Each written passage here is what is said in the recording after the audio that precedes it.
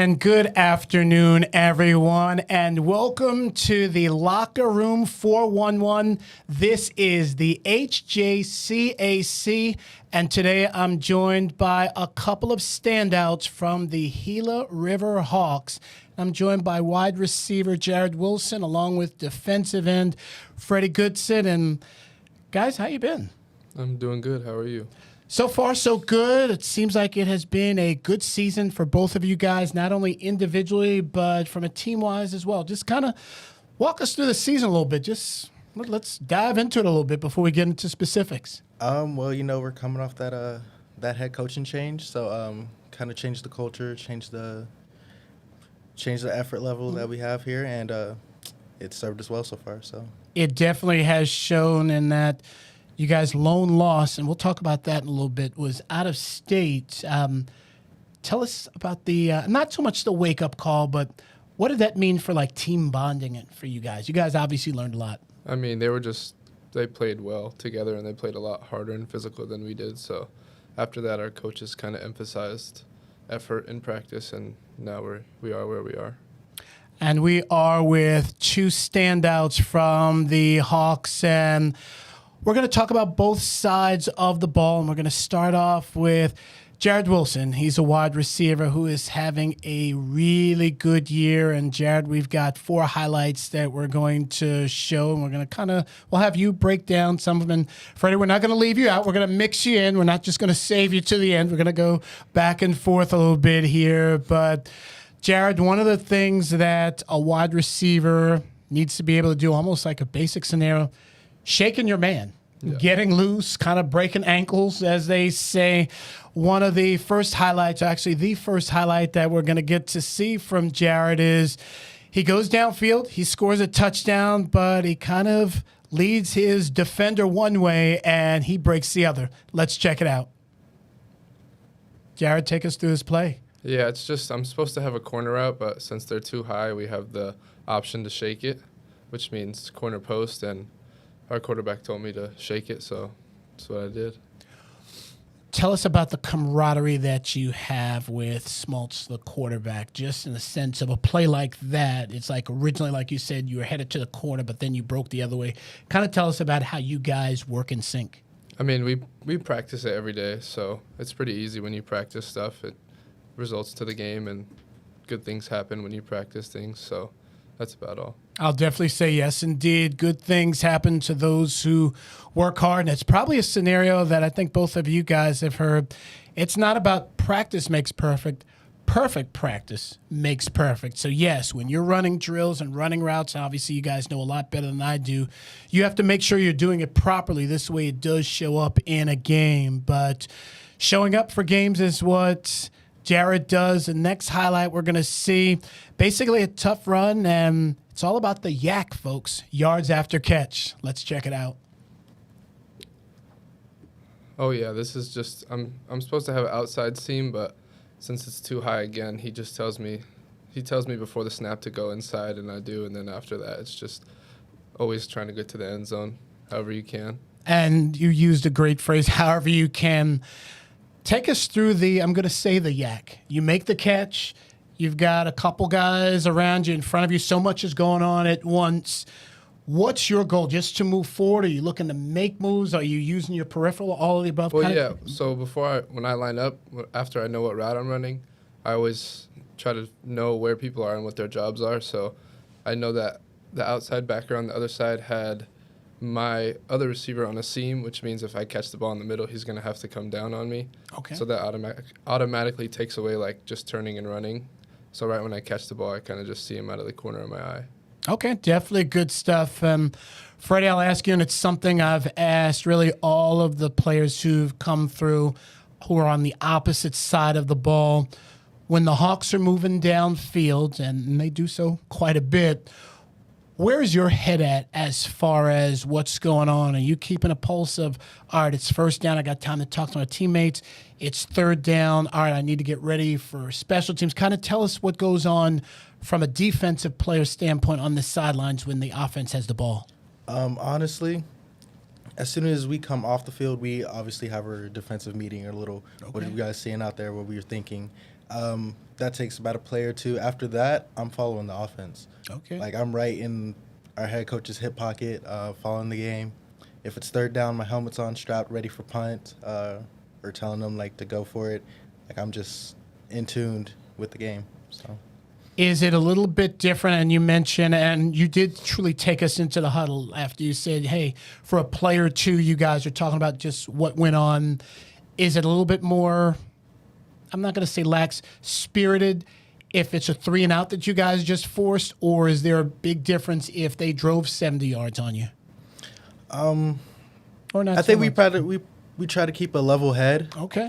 So it's a long game. Anything could happen. The job's not finished until the job is finished, obviously. So whether they just put 6 on us or we just forced a 3 and out, coach is still, what are you seeing? What are you doing? Good job this. Let's do a better job at that. Making adjustments as we go. Okay, now that's very well said by the defensive end, Freddie Goodson. We are with the Gila River Hawks, who have lost just 1 game all season. They play very well on both sides of the ball, and as we continue our offensive theme, we're sticking with Jared Wilson for another couple of plays, and something that I've always seen, and Jared, I know it's been preached to you. Yes, a wide receiver can have great hands, he can have great speed, but to help your team, you've got to know how to block downfield and handle your business without the ball. Yeah. Here we're going to get a look at Jared Wilson again without the ball, but contributing to his team. Yeah, it's just a little screenplay, and it's my job to just win my battle, and as you can see, I do. And it leads to 15, 10 yards, whatever it may be. As our coach always says, you can't go broke making a profit, so I've never heard that before. You can't go broke making a profit. Now, I'll ask you, is that considered a pancake block since you took your man down onto the ground? I mean, yeah, but they only say it's a pancake if you're an O-lineman. Okay. Block, yeah. Fair enough, but definitely a really good block. And as he said, they were able to move 15 yards on that play. That's very vital. That's one of the things that a lot of times the fans don't see. They're looking for the guy who's catching the ball, or they're looking to see how the quarterback is moving. But these are all part of the puzzle of what the O-lineman is doing, what the receivers, obviously running backs have to block as well. But that is a big-time play, and I'll definitely say, and as we try to get the kids to the next level, I don't want to say kids, the student-athletes to the next level, putting something like that on huddle is very vital. It's how we get to see it and talk about it. And the last play, we are going to take a look with Jared Wilson. Basically, he had a terrific catch and run. Let's check it out, and Jared will walk us through. Oh, yeah, this is when I was at Papago last year, actually. It's just a broken defensive coverage, and then, like I said before, it's just always find a way to get in the end zone, and I was running, and there was people coming from the inside, and I just saw a pylon, so I just tried to jump over them, and I did. You definitely did.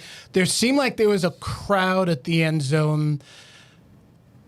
Bring me into the last, let's say, 3 yards of that play. You've got the ball. Seemed like you almost had the ball with one hand, trying to get over into the pylon, jumping, and you've got guys coming at your left. Just kind of bring us through the last few seconds of that play. Yeah, I was just kind of running. I saw our guy blocking downfield, but there was people coming to the left, and I always try to avoid contact so I don't get hurt. So I figured just jumping into the end zone was the easiest way instead of trying to truck my way into it. No, that makes perfect sense. As Jared Wilson and Freddie Goodson have joined us today. And Freddie, we talked about the one loss that you guys had on the road, Ephraim, Utah, if I'm correct, against Snow College. Before we talk about the game, what was the trip like? How long was the bus ride? Just kind of tell us about that 24-hour period, 36-hour period, because I think you guys probably even got to see a couple other schools as well. Tell us did. about the trip. It was definitely an experience. Definitely some good team bonding. As a guy who doesn't travel out of state very often, you tell me we're getting on a bus to Utah, and I'm like, let's go. So we all piled in there as many as we could. I think 55, if I'm correct, made the bus. So, So 8-hour there's a drive up there. two-seat- So you guys are sitting. Right. There's no. Oh, I got this whole leg room. No, you No, no leg room. So, 8-hour drive up there. You know, like you said, unfortunately couldn't execute. So we took the L on that one, and then but we still, I think it was a positive experience because it definitely brought us closer together. And afterwards, we definitely tightened up our practices, tightened up the culture, tightened up whatever we needed to do to make sure that didn't happen again. I'll ask you, and then we'll get to a little bit more of the trip through your eyes, Jared. How good is it for you guys to play a team like Snow College? Obviously, we saw Papago. They went over to New Mexico Military Institute, and they took an L. But you guys are, I'm going to say you're all peers, but you guys stepping up in competition only helps your team, the league, and you guys even individually. Right.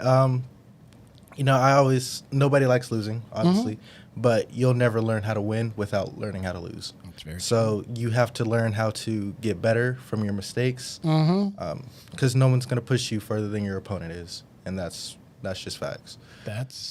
I like that. No, you guys are breaking it down from truly the bus ride. Tell us about the hotel, what sites you guys may have gotten to see. Was it a one-night stay? Was it a two-night stay? Kind of tell us about some of the logistics of it, if you could. So on Thursday, we left at about 10 p.m. after practice. Yeah, we all went home, showered, and then we got back. And then we drove somewhere. We went to breakfast. We all had breakfast together, and then we went to Utah Tech. It is now. It used to be Dixie State. Okay. Oh, wow. I didn't realize they changed the name. So we walked around there for a little bit, and then we went to SUU. Southern Utah? Yep. Okay. And we had a walk through there, practice. Nice. On the field. And then we went to the hotel. Stayed at the hotel that night, had some film, and then woke up in the morning, had some breakfast, and then it was game day. Wow. Okay. No, definitely that's a trip, folks. That definitely, it gets you out of conference. It allows you to see different types of competition. As these young men said after the loss, coaches tightened up some practices. They learned what they needed to get better at, and it has made them better. That is their only loss. They have defeated everybody in conference. This truly is a solid team. As we are speaking with Freddie Goodson and Jared Wilson, and we've talked a lot about offense today, but we're going to slide onto the defensive side of the ball. Freddie, I'll say everybody likes a return, whether it's a fumble return, whether it's an interception return, a blocked punt. You seemingly have a hand in a lot of that stuff, but one of my favorite plays in any type of football game is an interception return, and that's exactly what Freddie did on this play. Take us through it, Freddie. Let's check it out. So they were beating us on this seam pretty much all game, and like I just said, you can't win without learning how to lose. So, like I said, they were beating us with that, and our coach was say, get on the seam, get on the seam, get on the seam. And so that's what I did, and fortunately I was able to execute and make a play there.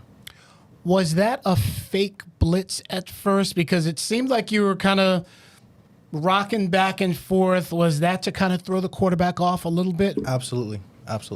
Definitely good stuff. As Freddie Goodson, solid defensive end for the Gila River Hawks. And yes, we have 3 more plays we're definitely going to show. What's a defensive end without a sack? Sometimes you just beat your man, you bowl him over. That's what Freddie did here. Let's check it out. So this one, this game was actually, it was really just tiring for me. So by that point, I knew I just had to push through, and the guy across from me was just as, if not more tired than me. So I used that and had that in the back of my mind and just used that to push through, and it just happened to work with the bull rush on that one and led to the sacks. When you say tiring, was it because maybe it was an early season game and the heat in early September? What was different about that particular game than any of the others you'd play? Or maybe it was late fourth quarter, Right, that was the first game, I believe, that I was on most of, if not all of our special teams. Okay, So all right. So, yeah, that's... Right. That is the one thing, folks, that a lot of people don't realize in a given football game at whatever level. Pretty much 1 out of every 3 plays is a special teams play of some type. So, yeah, indeed, Freddie, if you are mainly on defense but also involved in special teams quite a bit, yes, you are going to get tired. And, Jared, I'll ask you, when the defense, similar to what I asked earlier, when the defense is on the field, what are you doing? Are you guys huddling up? Do you have a pulse on what's happening? Kind of walk us through a typical defensive stint from an offensive side of view. I mean, it's usually the same thing they do. So after our possession, whether it's a touchdown or a punt or an interception, we come off. Our coaches ask us what's there and what's not. And then after that, we just all stay in tune with the game. And if it's third down, then it's offense ready. Okay. So, yeah. Definitely. And speaking of just being prepared and staying ready, that's where Isagenix certainly comes in. Isagenix is something that we all can use. It is terrific for nutrition. There is the pre-workout called Nitro. There is, I'm going to say perhaps for me, the main staple of protein. And the biggest thing about Isagenix, and I always look at my notes to make sure it's right, it is informed sport certified, meaning verified ingredients for all collegiate sports. So if you are a college athlete who is taking Isagenix, you don't have to worry about any funny stuff. Everything is truly registered to make you a better athlete, and it is all fully legal. As we continue to speak with the Gila River Hawks, we have Freddie Goodson and Jared Wilson with us. We are going to connect again with Freddie. And defensive ends and quarterbacks have a special relationship. Quarterbacks usually don't like to run into defensive ends. What I liked about this play is it wasn't necessarily a sack. You sort of shuffled down the line and caught the opposing quarterback. Let's check it out. Take us through it. Oh, so this play, honestly, like you said, it was a play away from me, and our coach just emphasized running all 11 to the ball, all 11 hats to the ball, and I was just hungry and wanted to get in on the play, so I came in, I saw an opportunity, and I just went for it. That works out well. Let me ask you about blocking. Are you when you shed blocks? Take us through you as an end. You got the O-lineman. Are you trying to battle his hands? Is it a bull rush? Kind of put me through a D-end's mind in getting to, let's use a quarterback for when you're going for that sack. What's your mentality in trying to get past that line? Oh, so when I first started playing D-end, I was taught to always have 1 or 2 moves that you want to use for this specific play, whether you got them from watching film or maybe how you've been feeling throughout the game. Just always have a couple things that you could do. And based off of his stance and how he reacts or pops up or fires out, I know that it's a run or a pass. Okay, and that's big. And that's huge because it narrows down one of my moves or determines which one I'm going to use. I'm more of a speed rush guy, so I'm not really going to overpower a lot of people. Sure. So I'm more hand fighting, turning the corner, trying to use my speed as an advantage. And usually that's how I make most of my plays. And speaking of speed, and yes, now I agree just from what I've seen of you, yeah, speed rusher, I definitely would agree. Going after a quarterback, a little bit different than not even necessarily the last play where you brought down the running back, but when there is a play, let's say, between 5 and 10 yards off of the line of scrimmage, and you've got an O-line coming at you or just there's traffic, what's the mentality there? Are you pushing people, or how are you fighting off blocks and shedding tackles? Honestly, I'm holding my gap. Okay. Doing my 1/11th to make sure that their offense doesn't go or gets minimum yardage. No, that's definitely good stuff, as we're hearing from the Gila River Hawks on both sides of the ball. And we're going to finish up with one more play from Freddie Goodson. And he spoke about special teams already, and special teams and hustle go hand in hand. Let's check it out. So tell us about your lane and your assignment. So this play, I noticed Well, first of all, like on a kickoff, you just finish to the end zone regardless of what happens. And on this play, it happened to work out in our advantage because the ball checked up at like the 2 or 3 yard line there, and they weren't really paying attention. And that's just football awareness, situational awareness, to just know that that's a live football. Sure. So, I tried to turn on the Jets and try to get it. So You definitely did. It looks like they ended up with the ball at the 1 yard line or inside the 2. No, like that's big. Special teams is a huge part of football, and you guys are a huge part of the Gila River Hawks. I'd love to learn the story of how you guys got here. And I don't mean, oh, hey, we drove in our cars to the studio. No, I mean, how'd you guys end up in the HJCAC? You guys have different routes, obviously, and blessed to see both of you guys in high school. Both of you guys ended your, well, I can't say both of you guys ended your career at Sun Devil Stadium, but you both have played there. Jared, let's talk about yourself first.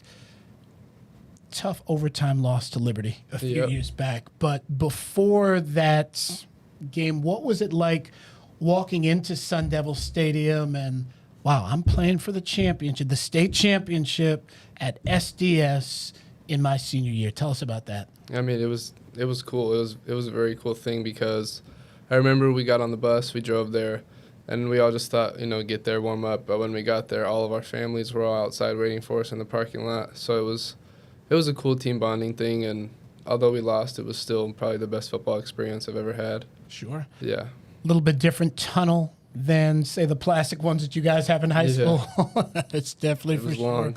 After your senior year, how did you end up getting to the HJCAC? Kind of tell us about your transition from high school football to college football. Yeah, so out of high school, I was ranked in Arizona, actually.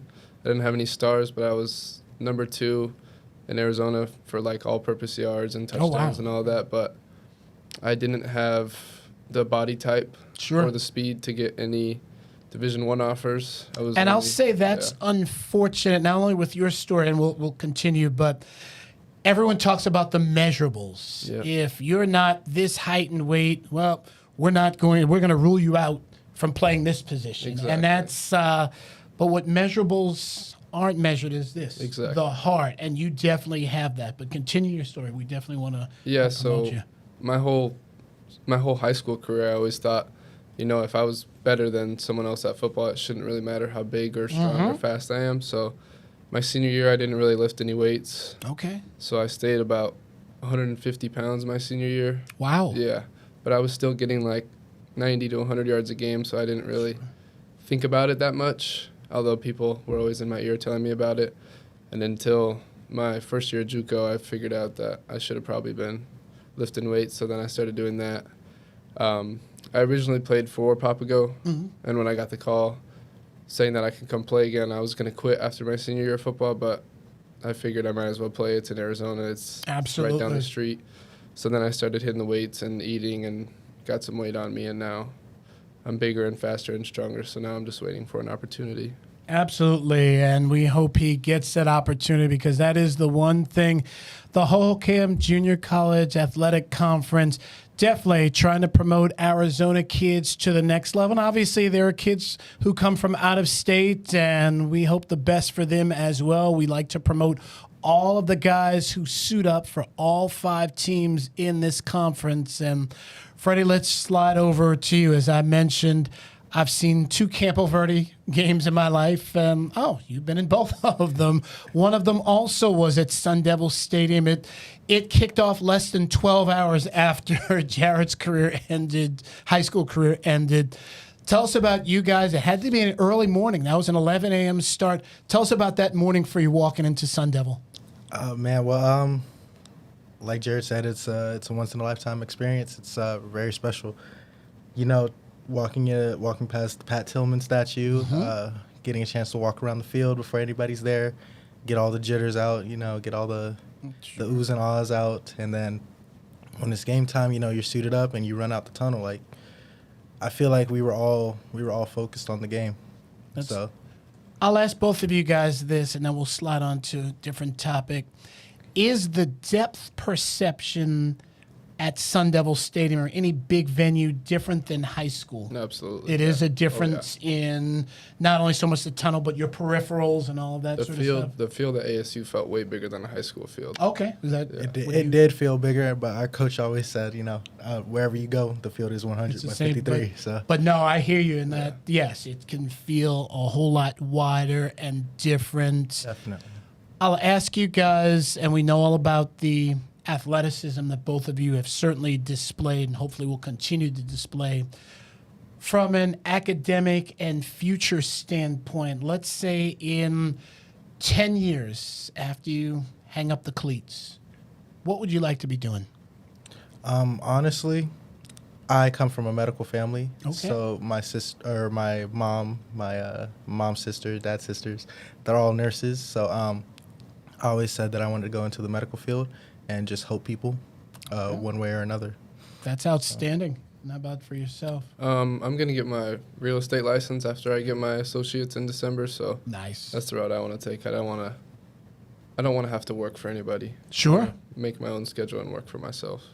Arizona is growing, folks. And yes, being in the real estate industry is definitely a good choice, as is the medical field. No, I think it is props. Both of you guys have that foresight down the road and making sure that you are prepared as you move on in life. As we're catching up with the Gila River Hawks, and as we start to wind down, I'll ask you about a couple defensive players who you go to war with, and I'll ask you about a couple offensive guys.